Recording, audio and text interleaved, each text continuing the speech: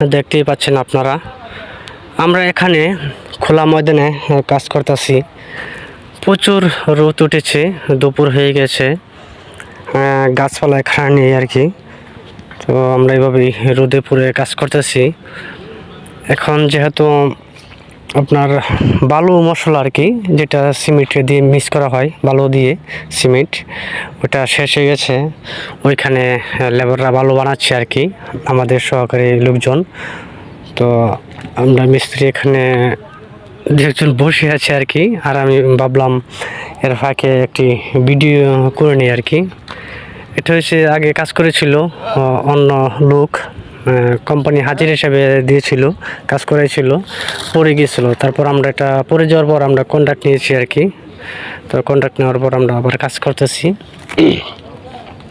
এখন খুবই মজবুত করে কাজ করা হচ্ছে। আসলে তুলা মাটির কারণে পড়ে গেছে, আর কাজটি নিচে একটু হালকা করে কাজ করেছিল আর কি, এজন্য পড়ে গেছিল। এটা আবার নতুন করে কাজ করা হচ্ছে। এই দেখেন ইট নিয়ে আসতেছে, প্রচুর রোদের জন্যই আপনার মাথার মাঝে দেখেন কত সুন্দর কেপ বানিয়েছে আর কি। কেপ বানিয়ে এটা না হচ্ছে আর কি। আসলে প্রচুর রোদ উঠে গেছে, রোদ আর কি।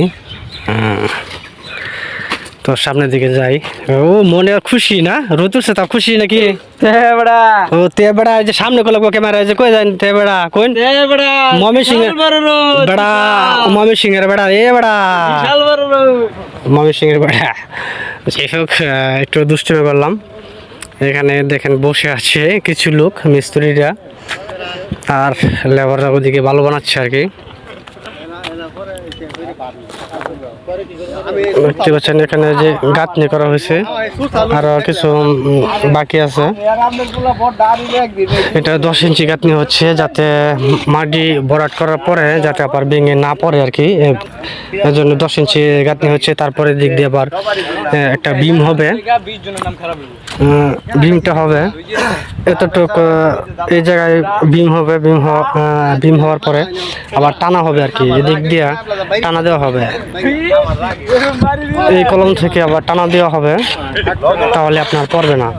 দেখতে পাচ্ছেন যে মাটি কত ভরা, তুলা মাটি, তো এই জন্যই কিছু বৃষ্টি আসলে তারপর মাটিগুলো বসে যায়, এই চাপের কারণে মাটি বসে যায়। বসে যাওয়ার পরে চাপ লাগে, চাপের কারণে ওয়ালগুলো পড়ে যাচ্ছে আর কি।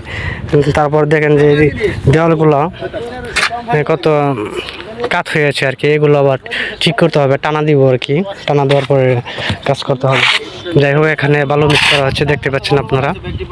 যাই হোক, আজকের মতন এখানে বিদায় নিচ্ছি। প্রায় ভালো মিক্স করা হয়ে গেছে, এখন গাঁথনি শুরু করব। তো আপনারা সবাই ভালো থাকবেন, সুস্থ থাকবেন, এই কামনা করে আজকের মতন বিদায় নিচ্ছি। আসসালামু আলাইকুম, ধন্যবাদ সবাইকে।